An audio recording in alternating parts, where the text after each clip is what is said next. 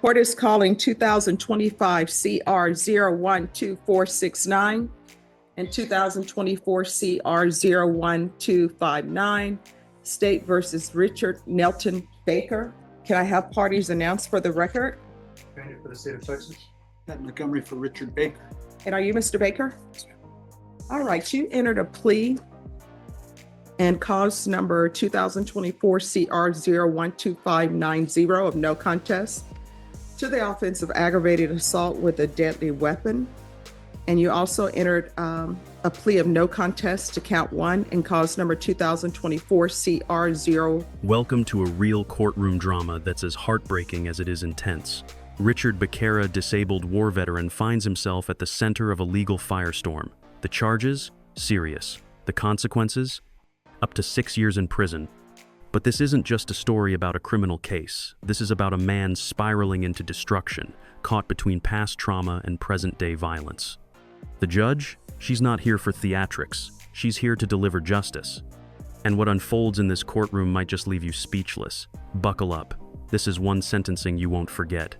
Raise your right hand. Do you solemnly swear or affirm the testimony you give will be the truth and nothing but the truth, so help you God? Yes. All right, you can lower your hand, state your name for the record.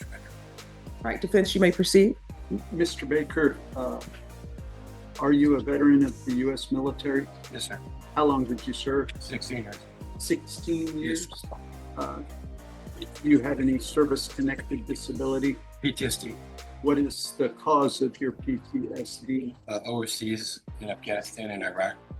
Did- After at school, I take my test for low reading, then concentration, standing on my left leg, having surgery on my left leg also. Do you have psychiatric Yeah, issues I do. other than the Yeah. PTSD? Yes, sir. What are those? Being around certain people, guns, and being compensated. Do you suffer from hypervigilance? Yes. Have you struggled with any kind of substance abuse? No, sir. During your time since you've separated from the service, have you continued to seek treatment from the Veterans Administration? Yes, it's the psych ward at the VA. It's every 6 months.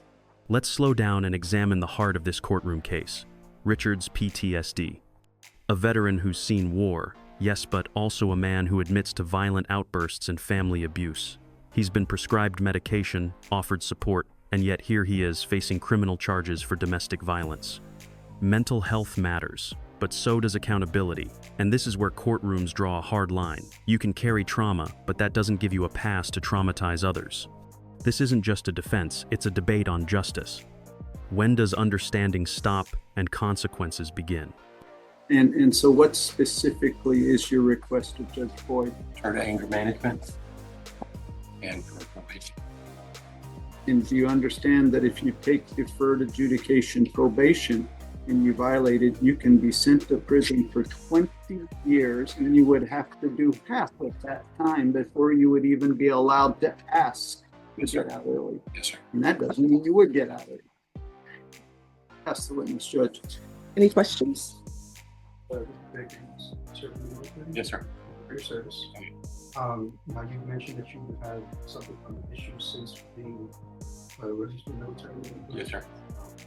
The medication that you were talking about that you would have to take to help you with your issues, were you taking it on the No, sir. offensive? No, I did not have a prescription refilled at the time. Why did you advise that? The VA is backed up because the certain company is a narcotic. Prozozin, and it takes about a week. And I just ordered it 2 days prior to the incident. Okay. And I didn't have transportation to get to the VA to get the medicine. Now, if you mentioned that you had issues with weapons, why was a weapon involved and why did you get charged? That was an incident I should not have grabbed. That was a mistake of mine. That was the household weapon. How were you mistake? I should not have grabbed. When I saw what had happened, I reacted. Here's where this case takes a terrifying turn. Richard says he grabbed a gun during a flashback and pulled the trigger on a moving car. He calls it an accident. But in the eyes of the law, that's attempted harm with a deadly weapon. This isn't just assault, it's potential homicide. When you fire a weapon, your intentions don't get a courtroom seat, only your actions do. This isn't emotional chaos, this is a criminal act. Is it trauma-fueled desperation or dangerous recklessness hiding behind PTSD? Okay, so you felt that firing the weapon into Yes. the vehicle was a bad decision? Is that what you're Yes, saying? sir. Exactly. I don't know if I have questions, Ron. No more questions, Judge. All right, I have questions if there's no. No objection, Judge. He did want allocution, so conferring with the court is a great idea. All right. So you've been on probation before Yes, ma'am.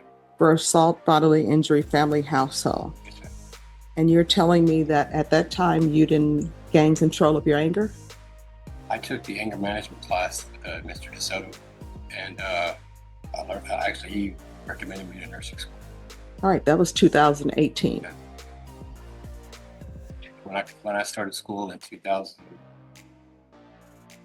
2 years ago, we still keep in contact, and I still take my medicine. But at the time, I was not taking it because I was worried about school. So you're worried about school, so that's why you're not taking. No, I did not have the medicine at that time because at the time the VA was backlogged. All right. And then any objections to the court reviewing the PSI report? None, Judge. All right. So then my other question is, in the PSI report, tell me what's going on with you and your mother? Well, I have issues with my brother. Now the judge begins dissecting Richard's behavior, and it's a harsh spotlight. Pawning his own mother's belongings, lying about drug use, violent altercations. This isn't a single mistake. It's a pattern of destruction. The courtroom falls silent as the judge asks the tough question, when do you stop blaming your past and start owning your present? This is family violence at its core, not just bruises, but betrayal, and even his own mother is pleading for justice. The judge isn't angry, she's exhausted, and that's worse. So you're telling the court that she told you to pawn all the televisions in the house, and that she told you to pawn her wedding ring And my computer. and her lamp. And you were not, because they're saying that you were using drugs. Okay. Never had an issue with drugs. Then I don't understand your issue then, because you've been given chances with anger management. The money was used for bills now.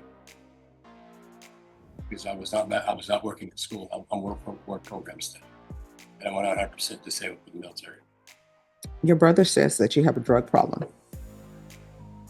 And then this is what is said in here. It says, my son Patrick was in another place, and later I found out he was doing things that were contrary to our belief system. He stole money from my pension, and I gradually found a way to do things by having Patrick come live with me. Then I was able to see a part of what Ricky was doing. He was having women come over. They were supposed to be college studies, but he wasn't. This broke my heart. We later found out that he was on drugs and he assaulted Patrick, and he had just had surgery on his foot. He attacked Patrick and scared me to death. I told Patrick to leave him alone because he already had his foot in a boot. When this was over, Ricky had been hit, but he was the aggressor. Patrick was trying to do the right thing. When Ricky hit Patrick, it was right in the abdomen, and he was in pain for 2 weeks or so. That instigated the police to come. Ricky was laissez-faire about everything. He writes letters all the time. I'm positive he wants. Richard's mother is 85 years old, heartbroken, scared, and still somehow holding on to hope. She's been abused emotionally, manipulated financially, and even pushed physically. And yet, she wants him to get treatment, not prison. But here's the emotional reality. Richard has crossed too many lines. And while love can forgive, the law can't forget. This courtroom moment hits hard. It's not about vengeance, it's about protection. The question isn't whether Richard meant to hurt her. The question is, how many times does she have to be hurt before someone steps in? He has a drug habit. I don't want to lose him. I'm 85 and I really love my children, but the best thing is to get him treatment in a good place where he can go to work, like food or mechanical jobs. Just don't put him in prison to do nothing. We want to support him, but I would rather he be in jail with support And if that doesn't work, I don't know what to do. He needs to be there, and he needs to have something to do there. And we will go see him on a monthly basis. I gradually realized he is using me. And then Patrick says, I'm not asking for any restitution. I didn't have any medical bills. All I ask for is for him to act right. He can't smoke dope all day and steal from our mom. So here's the thing. I believe what your mom's saying. I believe you were abusive to her. So are you saying you were not abusive to her? You didn't push her down? At one time, that's when I hit the last case. All right. 2000, I put my hands on her. So yeah. Yeah, And, that you, was and the how last old are time. you? How old are you? 51. You shouldn't be living with your mom anyway. And then I do believe that you were pawning her stuff without her permission. And let me ask you something. Did she love your dad? All right, so there's no way if she loved your dad that she would be asking you to pawn her rings. And the only reason why she got some of her items back. And just like that, the judge delivers her ruling 6 years in state prison. No contact with his family, no more excuses, no more, I didn't mean to. This wasn't just a sentencing, it was a final warning to anyone who thinks mental health can be used to dodge responsibility. The courtroom shifts from tension to finality. This isn't about punishment, it's about ending a cycle of abuse. Richard was given opportunity after opportunity, but this time, the system isn't turning the other cheek.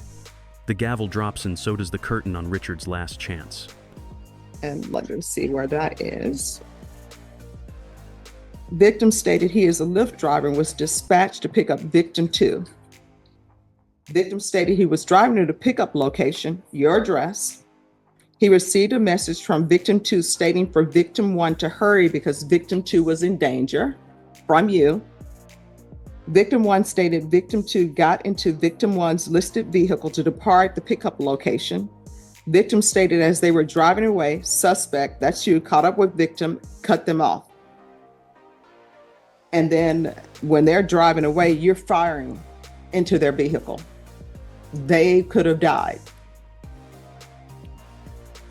And then he's not supposed to have a weapon anywhere because of that previous family violence case. So why do you have all right, we can go off the record. Here's the thing. I understand mental health, but you can't use your mental health as excuses to be violent towards people. You previously received help for that. And I guess, you didn't follow through. And you're saying that you don't have a drug problem, but your mom and your brother are saying you have a drug problem. Anytime you push your mom, hit your mom, sell her items, that tells me you have a drug problem. So you're going to have to look internally with yourself and find out what is going on with you and why you're doing what you're doing to your family. You understand? All right. When you're released from prison, if you can't find a place to go to get help, if I'm still here, you can come here. I'll find a placement for you. All right. Good luck to you. What we witnessed today wasn't just a legal battle. It was a tragic collision of trauma, accountability, and broken family ties. Richard Baker's court case exposes the cracks in our system. How far should compassion go when public safety is at stake? He needed help. He got it, and he threw it away. The judge's message, crystal clear. You don't earn redemption with excuses, you earn it with change. This courtroom breakdown leaves a heavy question behind. Was this true justice or just the best of bad options? Tell us what you think in the comments. And if you believe real stories from inside the courtroom matter like this video, subscribe and hit that bell. Because here, the truth isn't scripted, it's sworn in.